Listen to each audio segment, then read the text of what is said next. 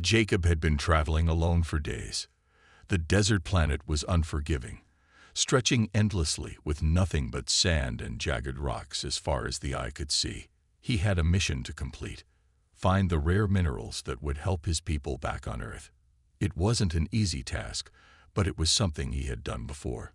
The heat was unbearable during the day, and the cold cut through him like a blade at night. Despite the harsh conditions, Jacob pressed on, his boots crunching on the dry earth with every step. His mind wandered back to Earth as he trudged across the barren land. He missed the warmth of the sun on his skin, the fresh air, and even the busy streets of his hometown. But there was no time for nostalgia now. He had a job to do. As he walked, something strange caught his eye. It was a figure, barely visible, lying half buried in the sand. At first, Jacob thought it was just another piece of desert debris, but as he drew closer, he saw the outline of a person. No, an alien woman. Her skin was a dark greenish hue, with markings across her body that seemed to shimmer in the sunlight. Her face was peaceful, but her eyes were shut, and her breathing was slow, shallow. She appeared lifeless. Jacob's heart skipped a beat. His first instinct was to run, to get away from whatever creature this was. But then, something stopped him. The woman was in distress. She was clearly not native to this planet. No one could survive out here in such extreme conditions, not without help. Jacob knelt beside her, his mind racing with thoughts of what to do. He didn't know if she would understand him, but he had to try. "Hey," he said softly, his voice steady. "Are you all right?" The woman stirred slightly, but didn't open her eyes. Jacob felt a surge of concern. She needed water, food, anything to survive. His gaze shifted to his supplies. He had a canteen with water, but it was a precious resource, and he didn't know if her alien biology would accept it. Still, he couldn't leave her there. He had to help. Reaching into his pack, Jacob took out the canteen and gently poured a small amount of water near her lips. He watched closely, hoping she would drink, but she didn't react. Instead, her lips remained dry, cracked from the dehydration. Jacob sighed and rubbed his face in frustration. What was he missing? He had encountered many alien species in his travels, but none were like this. She looked humanoid, but there was something distinctly different about her. Her skin, for one, was far too tough for a human. Her features, though delicate, held a certain strength. The woman's eyes fluttered open slowly, and Jacob froze. Her eyes were a striking shade of silver, like polished metal, and they locked onto his face. She stared at him with confusion and fear, her pupils dilating. The woman opened her mouth, but only a faint croak escaped. Jacob took a step back. His hand instinctively went to the small blade strapped to his side, but he quickly stopped himself. He wasn't here to hurt anyone. He didn't want to be a threat. Instead, he spoke again, his voice as calm and reassuring as possible. "I'm not going to hurt you," he said gently. "I just want to help." The woman's body tensed as if she didn't trust his words. She shifted slightly, but the effort seemed to exhaust her. She tried to sit up, but her limbs were too weak. Jacob's concern deepened, and he knew he had to do something fast before it was too late. He reached into his bag and pulled out the emergency medical kit he always carried. He wasn't a trained medic, but he had learned the basics on his travels. With a steady hand, he began to clean her wounds and rehydrate her with the little water he had left. Her breathing became more regular as he worked, and for a moment, Jacob thought she might be getting better. But she still didn't speak. The fear in her eyes remained. "I don't know what happened to you," Jacob muttered, glancing around at the endless desert. "But I'm going to get you out of here." As he worked, Jacob couldn't help but wonder about this woman. Who was she? Where had she come from? The only thing he knew for certain was that she needed his help, and that was enough for him. He wasn't the kind of person to leave someone stranded, especially not in a place like this. As he finished applying the bandages and made her more comfortable, Jacob sat back on his heels. He wiped sweat from his brow and studied her carefully, wondering what kind of creature she was. Her face seemed to hold ancient wisdom, but her eyes held a fear that reminded him of a cornered animal. He knew that for now, she wouldn't trust him completely. But Jacob was determined. He would help her. He didn't know how, but he would. The sun was beginning to set, casting long shadows across the sand. Jacob knew he couldn't stay here for long. He needed to get back to his shelter before nightfall. But he also couldn't leave her alone in the desert. "Come on," he said softly, more to himself than to her. "I'll get you somewhere safe." And with that, Jacob lifted the alien woman into his arms, ready to take her on a journey neither of them could have anticipated. Jacob had to act fast.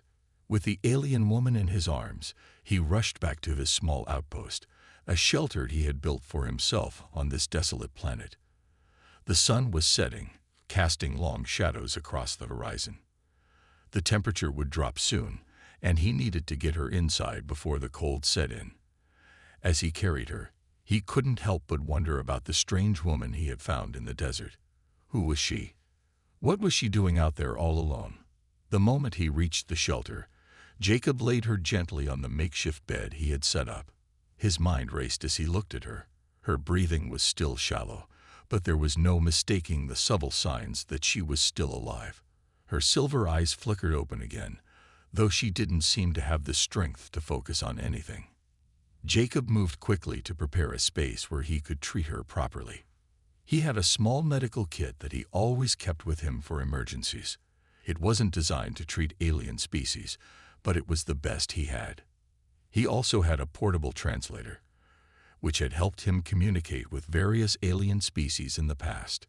He hoped it might help now. As he got to work, he checked her injuries more closely, realizing that her skin was unlike anything he had ever seen before. It was tough and leathery, with markings that glimmered faintly in the dim light of the shelter. Her chest rose and fell slowly, but there was something odd about her anatomy. Jacob had encountered many alien species during his time as an explorer, but none of them had been quite like this. He gently pulled back her sleeve, revealing her arm. There were strange, glowing lines beneath her skin, as if her veins were made of light. It was beautiful, but it also made Jacob feel uneasy. How did her body work? How was it different from his? "Hey," Jacob said softly, hoping she could understand him. He sat down beside her and pulled out his translator.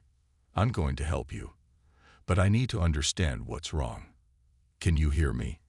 She didn't respond, but her eyes fluttered again. This time, she seemed to be focusing more clearly on him. Jacob felt a small sense of hope. She wasn't completely gone yet.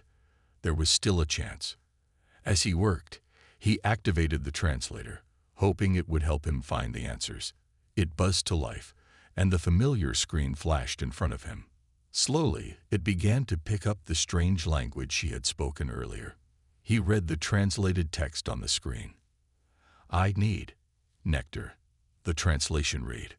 Jacob's brow furrowed. Nectar? What kind of nectar?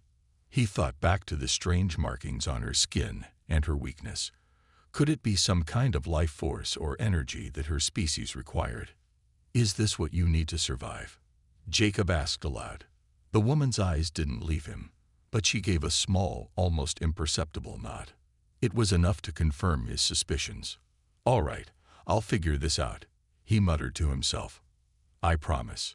Jacob was no expert in alien biology, but he had enough knowledge to know that hydration was essential for all living beings.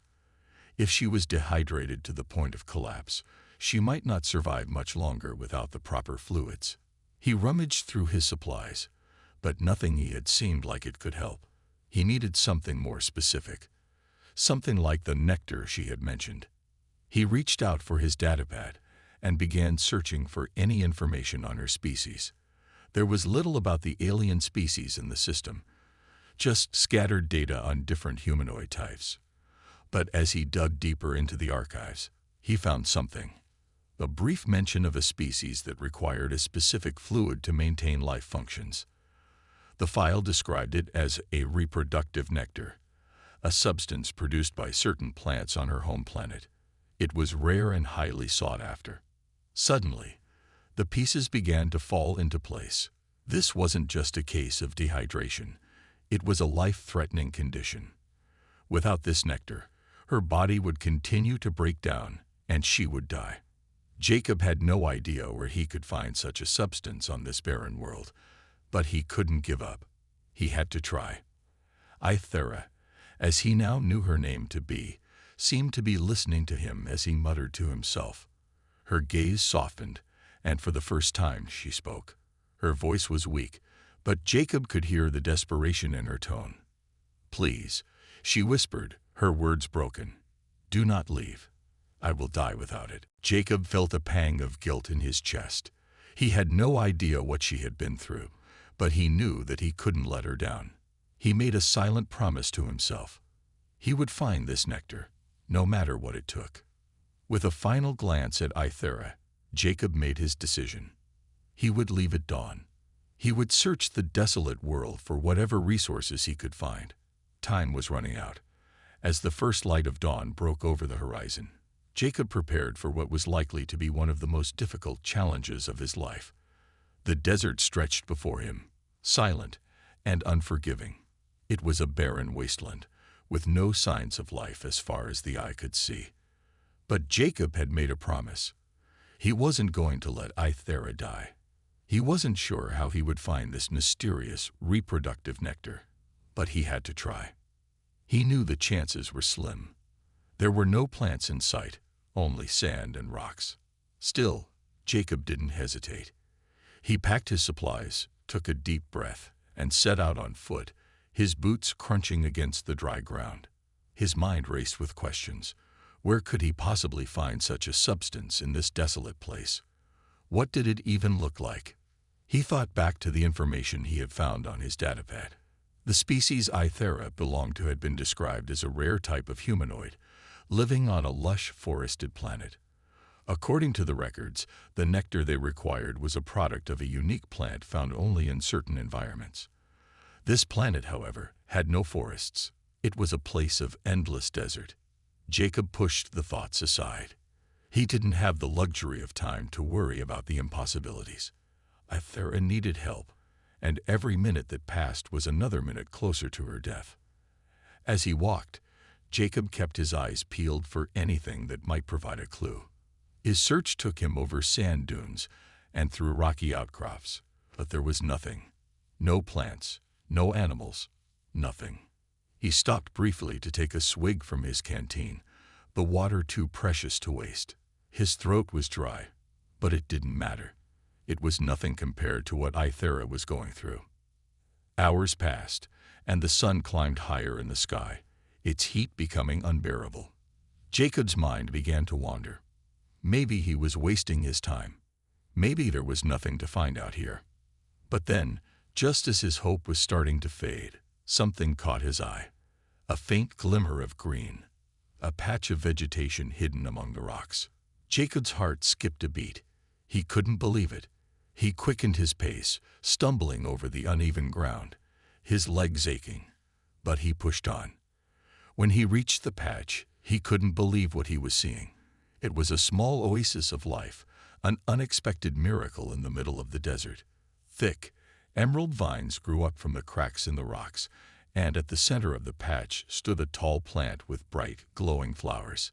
The flowers shimmered like they were made of liquid crystal, and they released a faint, sweet fragrance into the air. Jacob approached cautiously, his fingers brushing the petals of one of the flowers. He could feel a slight vibration in the air, as though the plant was alive in some way. He knelt down beside it and examined the base of the flower. There, nestled within the petals, was a strange, translucent liquid that seemed to glow faintly in the light. The nectar. His heart raced. This was it, the substance that Ithera needed to survive. Without wasting another second, Jacob carefully collected the nectar in a small container he had brought with him. He had no idea how much he would need, but he filled the container to the brim, determined to bring back enough. With the nectar safely in his possession, Jacob turned and began the long trek back to his shelter. His muscles ached from hours of walking, and the sun's heat seemed to intensify with every step. But he pushed through, reminding himself of Ithera waiting for him. She had trusted him, and he couldn't fail her now. By the time he reached the shelter, the sun was starting to set once again. His body was exhausted, his face covered in dust, but his heart soared as he entered the shelter and approached Ithera's side. She had not moved much, but her breathing had improved, though she still looked weak. Jacob didn't waste any time. He gently poured the nectar into a small cup and held it to her lips, hoping she would respond. At first, she didn't react, but then her silver eyes fluttered open. She looked at him, her gaze full of silent gratitude. Jacob smiled softly. "Drink this," he said, his voice gentle. "It will help you." Ithera's hand, trembling slightly, reached for the cup. With a soft, delicate motion, she took a sip of the nectar. At first, nothing happened, but as she swallowed, her body seemed to relax. Her breathing became steadier, and color began to return to her face. Jacob watched in awe as the glow in her eyes grew brighter, and her body regained some of its strength. After a long moment, she set the cup down and looked up at Jacob, her expression soft but full of wonder. Her voice was still weak, but it was filled with gratitude. "Thank you," she whispered, her words slow but clear. "You have saved me." Jacob smiled, his heart lifting with relief. It had worked. Against all odds, he had found the nectar, and now Ithera would survive. But this was only the beginning. Jacob knew there was much more to learn about Ithera and her people, but for now, he was just glad to have given her a chance at life. The days following Jacob's return with the nectar were filled with a quiet sense of relief. Ithera's health slowly began to improve. Her color returned, and her breathing steadied. But despite her recovery, she still hadn't said much. Jacob respected her silence, knowing that her body and mind needed time to heal. The two of them spent most of their days in the small shelter, the only refuge from the vast, empty desert outside. Ithera was a mystery to him. Her strange language, her glowing skin, her unusual physiology, everything about her was so different from what he was used to. But now, seeing her more alert, he couldn't help but want to understand her better. He wanted to know who she was, where she came from, and why she had been stranded on this desolate planet. One morning, as Jacob was preparing food, he noticed Ithera sitting by the window, her silver eyes gazing out at the desert. She looked so lost in thought, as if she were somewhere far away. Jacob walked over, trying to be as quiet as possible. "Feeling better?" he asked, his voice soft. Ithera turned her head slowly, her eyes meeting his. There was still a hint of caution in them, but they were no longer clouded with pain. She nodded faintly. "Much better," she said in her soft, melodic voice. Her words were clearer now, though still slow. "Your nectar helped." Jacob smiled. "I'm glad. I'm just glad you're okay." Ithera's gaze lingered on him for a moment before she spoke again. "You saved my life." Jacob felt a warmth in his chest at her words. It wasn't often that someone thanked him for something he did. Most of his days were spent alone, exploring uncharted planets, never knowing if his actions would make any difference. But Ithera, she looked at him like he had done something extraordinary. "It's nothing," Jacob said, shaking his head. "I just did what anyone would do." But Ithera didn't seem convinced. She regarded him with a serious expression, her eyes focused and intent. "No," she replied. "Not anyone would. You did what no one else would have. You risked your life for mine." Her words caught him off guard. Jacob had never thought of himself as a hero. He was just a man who had been in the right place at the right time. But Ithera made him realize something. She had come from a place far beyond this planet, a place where perhaps her kind wasn't used to such kindness. Her people might be used to strength, power, and survival at any cost. To her, his actions were something rare. Jacob took a deep breath and sat down next to her, feeling the weight of her words. "I didn't know if it would work. I didn't know if I could help you. Ithera turned her gaze back to the desert, her fingers lightly tracing the edge of the window. "You did," she said quietly, "and that is enough." There was a long silence between them. Jacob wasn't sure what else to say, but he felt something shift. There was a bond forming between them, something unspoken but powerful. Ithera had trusted him when she was at her weakest, and now she was beginning to see him as more than just someone who helped her. Maybe, just maybe, she saw him as a friend, or perhaps something more. A small part of Jacob was afraid to explore this feeling. After all, he was human and she was alien. There were so many things that stood between them. But another part of him couldn't ignore the way his heart seemed to beat a little faster when she looked at him. He knew it was foolish to think that anything could come from it, but he couldn't deny the connection he felt. "Where are you from?" Jacob asked, breaking the silence. "I've never seen anything like you. Your people, they must be different." Ithera's eyes softened, and she looked at him with an unreadable expression.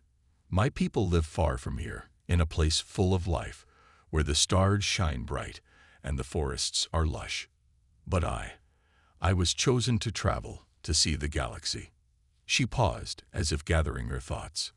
"I was meant to study, to learn, but I failed." Jacob listened carefully. "What happened? Why were you alone out there in the desert?" Ithera's shoulders tensed slightly. "I was separated from my ship. My mission ended in failure. I've been trying to survive, waiting for a rescue, but there was no signal, no help." Jacob could sense the sadness in her words. It was clear that Ithera had been through much more than she was letting on. She wasn't just a traveler. She was a survivor, just like him. Her strength had carried her this far, but the loneliness of it all weighed heavily on her. "You're not alone anymore," Jacob said softly, his voice comforting. "I'm here, and I'm not going anywhere." Ithera turned her gaze back to him, her eyes filled with a mixture of gratitude and something deeper. For the first time, she smiled, a small, gentle curve of her lips. It was a quiet smile, but it meant the world to Jacob. In that moment, he knew that whatever happened next, they would face it together. Jacob had spent the following days with Ithera, helping her regain her strength and learning more about her people, and the world she came from. The more time he spent with her, the more he felt a connection growing between them. But despite the growing bond, there was still a sense of urgency in the air. Ithera wasn't fully recovered, and every day that passed without contact from her people made the situation feel more desperate. The desert surrounding them was unforgiving, and there was no sign of help coming. Jacob knew that the longer they stayed in the shelter, the more difficult it would be for Ithera to survive. She needed more than just the nectar. She needed to return to her people, to a place where she could fully heal. One afternoon, as Jacob sat by the fire, trying to fix some equipment, he looked up to find Ithera standing by the window once again. Her silver eyes stared out into the vast desert, her face a mask of quiet determination. "What's on your mind?" Jacob asked, putting down his tools and walking over to her. Ithera turned to face him, her expression calm but serious. "I must leave this place," she said quietly. "I cannot stay here any longer. My people will be searching for me. They will not give up." Jacob frowned. "You're still not strong enough to travel on your own. It's too dangerous out there." "I have no choice," she replied, her voice steady. "I cannot stay here and wait for help. I cannot risk my people's lives. I need to return to them." Jacob understood. She was determined to find her way home, no matter what it took. But he couldn't ignore the fact that she was still weak, still recovering. Even the short walk to the shelter's entrance was enough to leave her breathless. "You're not ready," Jacob said, his voice firm but gentle. "You can't travel like this. You'll never make it on your own." Ithera looked at him, her gaze unwavering. "I will make it. I must." Jacob didn't know what to say. He had seen the strength in Ithera, but he also knew how fragile she was right now. The harsh desert, with its scorching heat and endless sand, would test her in ways she hadn't experienced yet. "Please," Jacob said, taking a step closer. "Let me help you. I'll do whatever it takes to get you back to your people." Ithera's eyes softened, but her resolve was unshaken. "I appreciate your help, Jacob," she said quietly, "but this is something I must do alone. You have your own life to return to. You don't owe me anything." Her words hit Jacob harder than he expected. She was right.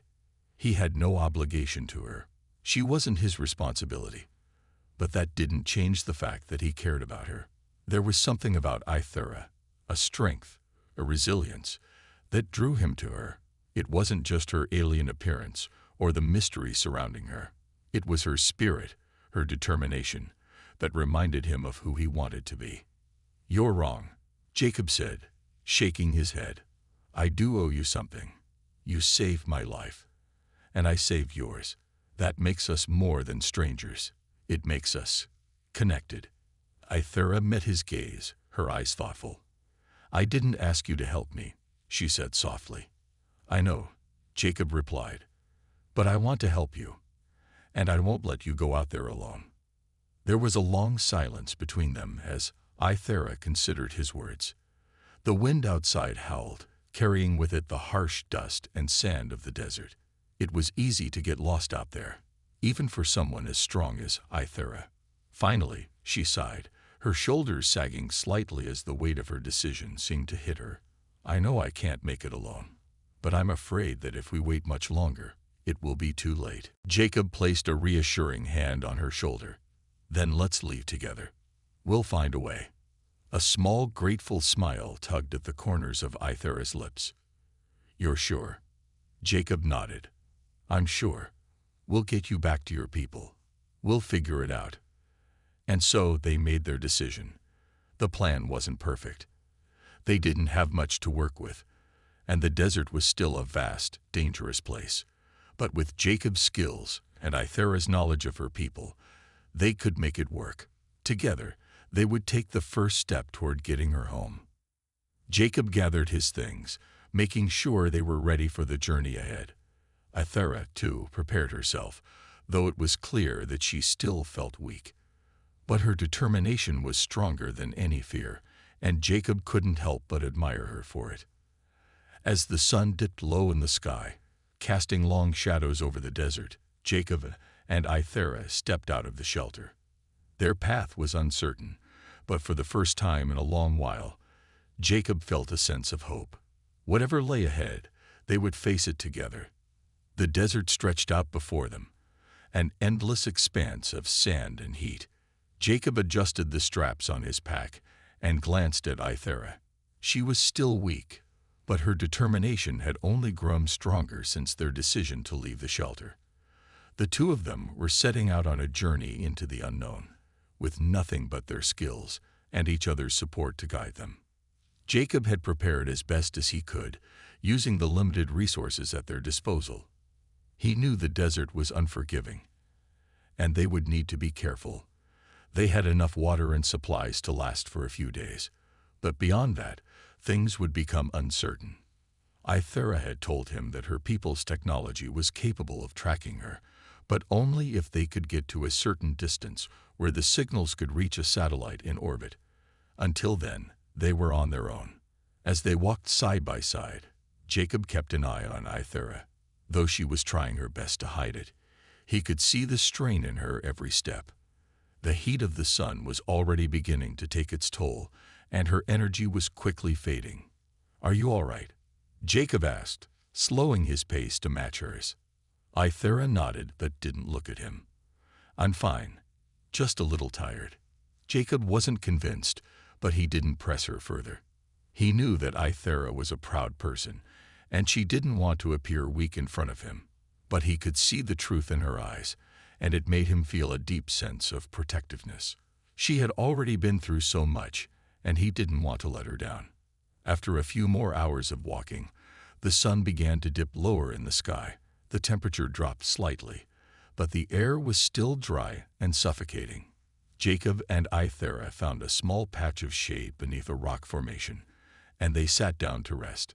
Ithera looked up at the sky, her silver eyes reflecting the light of the setting sun. "This place, it's so different from where I come from," she said softly, her voice distant.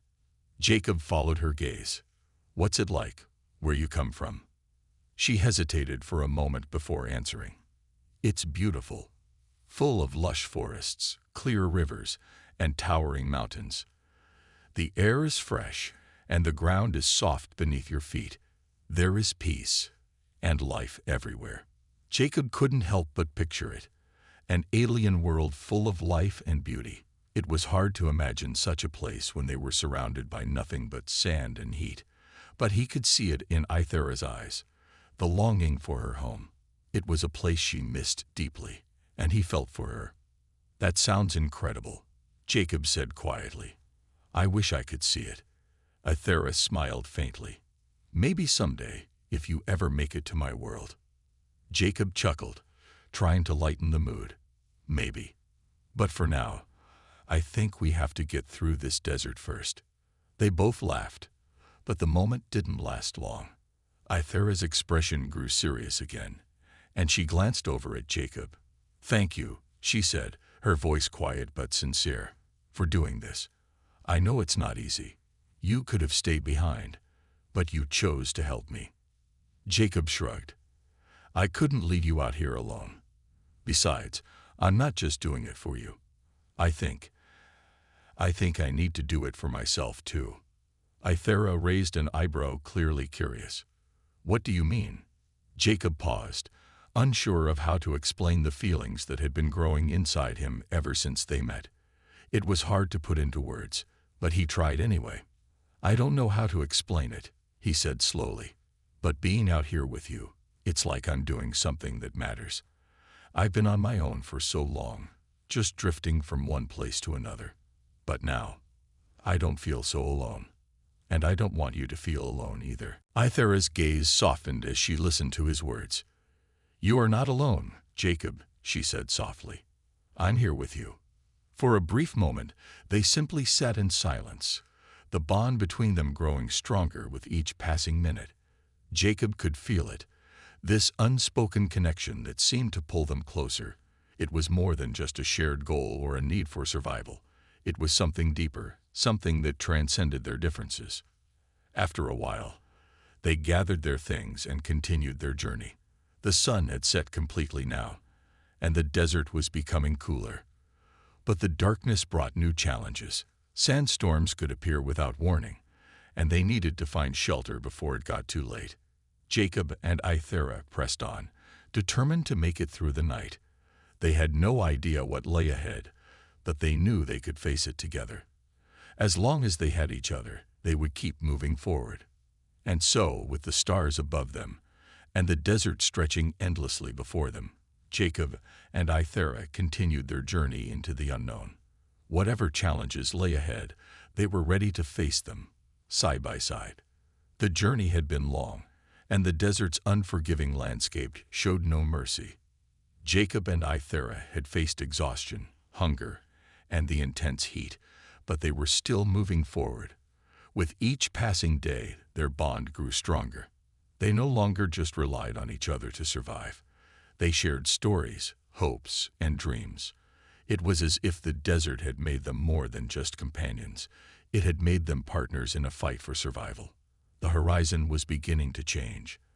The endless stretch of sand was broken up by rocky outcrops, and the temperature was growing milder as they approached a high ridge.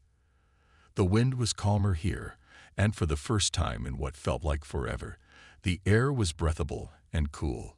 It was a welcome change, and Jacob could see the faint glimmer of hope in Ithera's eyes. "This is it," Ithera said quietly, her voice filled with a mixture of relief and anticipation.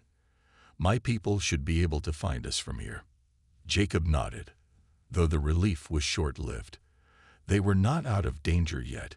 The ridge ahead was still a long climb, and it would take every bit of strength they had left to make it. Ithera had been recovering, but her energy was still not fully restored. Jacob knew the climb would test both of them. "Are you sure you're ready?" Jacob asked, concern etched on his face as he studied her. "We can rest a bit longer if you need it." Ithera met his gaze, her silver eyes unwavering. "We don't have time to waste. I'm ready. We have to move now." With determination, they began the climb. The rocky path was steep, and each step felt heavier than the last. But Jacob and Ithera pressed on, using every ounce of their remaining strength. They climbed together, supporting each other through the hardest parts. The sun was beginning to set, casting a golden glow over the desert.